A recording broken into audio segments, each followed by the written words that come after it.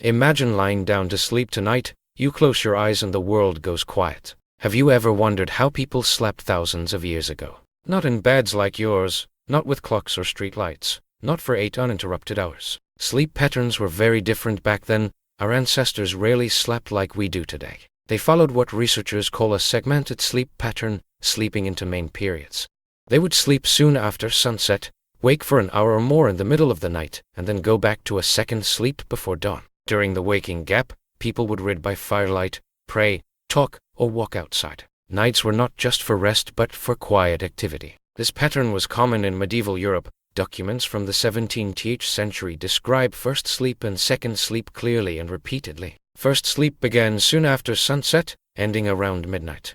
Second sleep started after the waking period and continued until dawn. In between, people were fully awake, they were calm, reflective, and sometimes social, using this time for introspection or interaction. Anthropologists have studied texts, archaeological sites, and modern hunter-gatherer tribes. The findings consistently show segmented sleep patterns.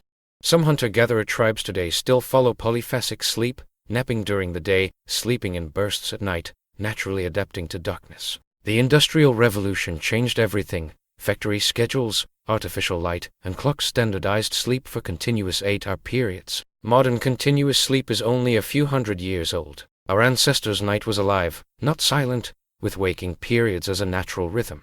Before electricity, humans followed natural light and dark cycles. Sunset triggered drowsiness. Long winter nights lasted 1,214 hours. Segmenting sleep made these long nights manageable. People rested, but they also used the waking gap for activities and reflection. Sleep wasn't just about rest. Night waking allowed social interactions, rituals, prayers, and storytelling within communities. Science shows divided sleep improves memory consolidation. The brain processes emotional events, solves problems, and organizes experiences during this time. Our ancestors may have unknowingly optimized their mental health. Segmented sleep could be a natural adaptation for memory and problem solving. Picture an ancient cave at night. A stick figure sleeps near a fire, another wakes, stretching and moving quietly, the moon casting light outside. Some would read, others talk, perhaps perform quiet rituals.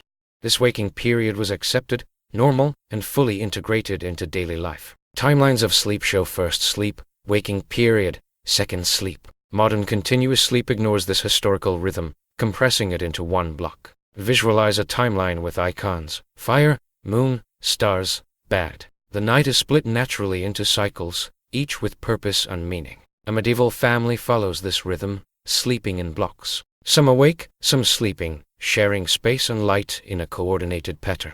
Nighttime waking wasn't insomnia. It was cultural, adaptive, and mentally restorative, offering a period for reflection, creativity, or communal activity. Modern bedrooms isolate us from this natural cycle. Artificial light and alarm clocks enforce continuous sleep, erasing ancestral patterns. Some researchers suggest our bodies still carry adaptations for segmented sleep, and waking briefly in the night might be natural, not problematic. Imagine yourself awake at midnight. Historically, this was normal, expected, and useful for quiet thought, preparation, or connection with others. A stick figure reading by candlelight, reflecting on the day, illustrates the richness of historical night routines, full of calm and quiet activity. Firelight and moonlight guided ancient sleep. The environment dictated the rhythm, creating first and second sleep naturally and safely. Historical notes describe segmented sleep. Candlelight, fire, and moon guided these practices, providing a framework.